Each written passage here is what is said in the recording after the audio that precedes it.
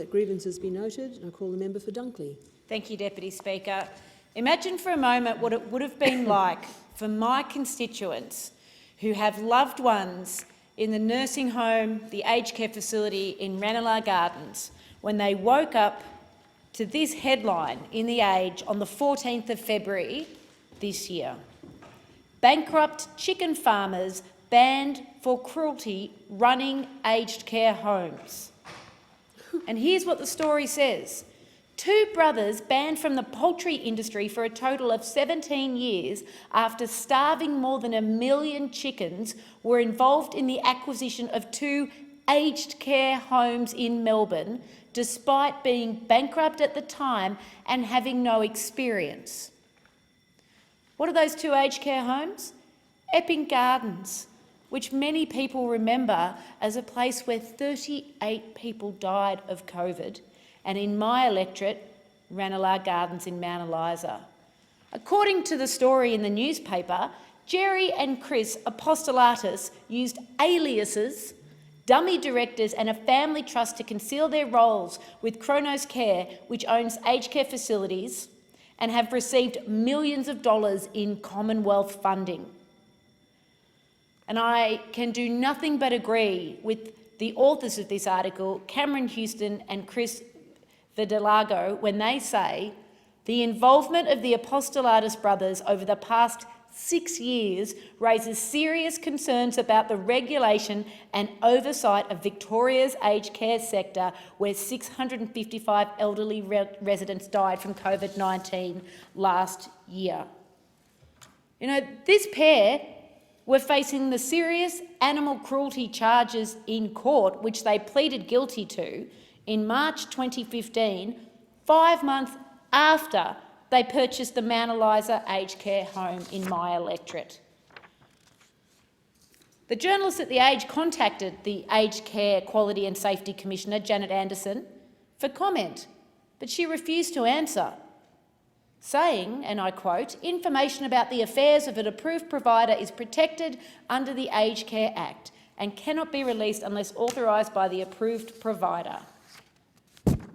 If we needed another warning sign about this government's failure to regulate the aged care system properly, 2 people who can't breed chickens because they were cruel to them have been running an aged care facility in my electorate and in the electorate of Scullin. Residents in my electorate and in Scullin, their families and all of our local community deserve answers. It's a national disgrace, the neglect of our aged care system and residents in aged care. Every Australian wants their family member to be safe and well cared for. Doesn't matter how many times he tries to run away from responsibility, the Prime Minister and his government are responsible for the regulation of the aged care system, including in my state of Victoria and in my electorate. Why would any family have confidence in this Prime Minister and his government to fix the aged care system when these are the things that have been happening under their noses? Is it any wonder that I've had constituents contact me? You know what they're worried about? Why wasn't there any proper accountability or vetting from the government? How is it allowed to happen, they've asked me. They perhaps now have some insight into the fact that they've been concerned that this facility has been understaffed and that the staff who work there are overworked and undervalued. And as constituents have said when they've contacted my office, they are so concerned that this is an example, yet again, of profit over care, which has been allowed to happen under this government.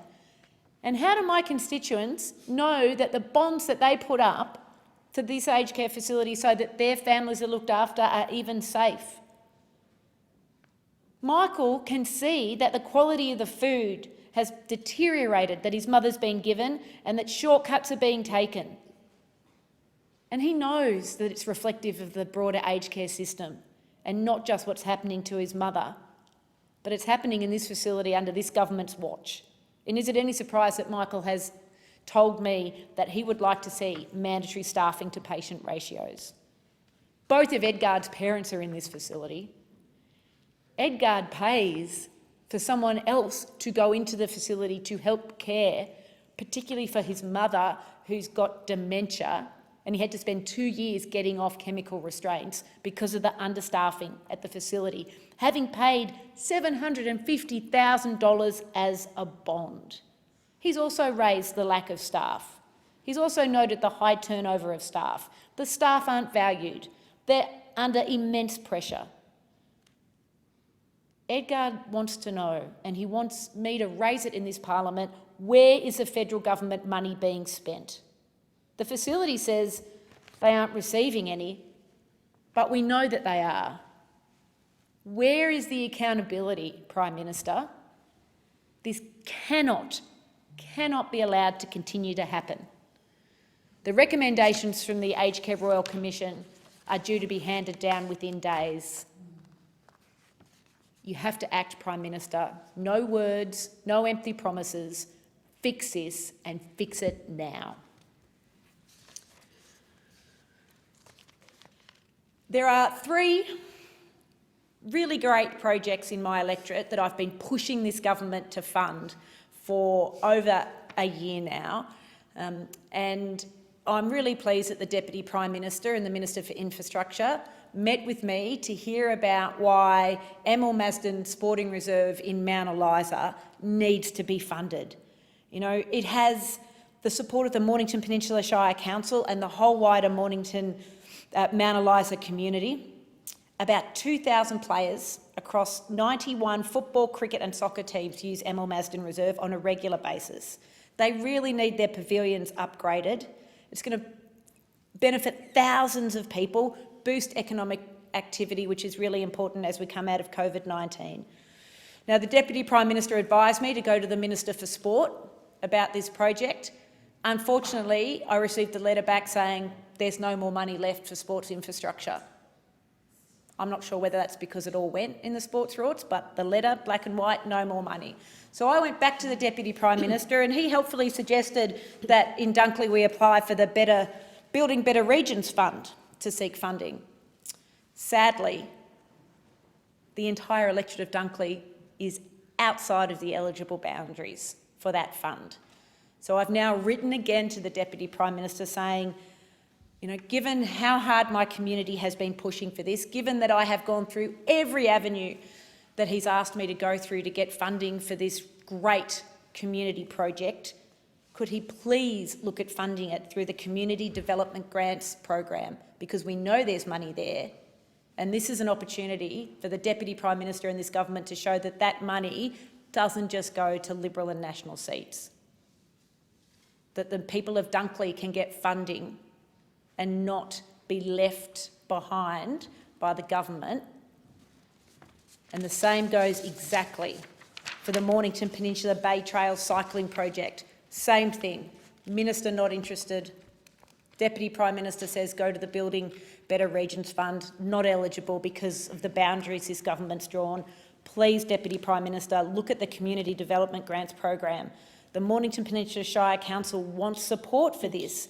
There's 11 missing links, and this is stage 1. I know that the Minister for Health and the member for Flinders has spoken to the stakeholders about his support for this project.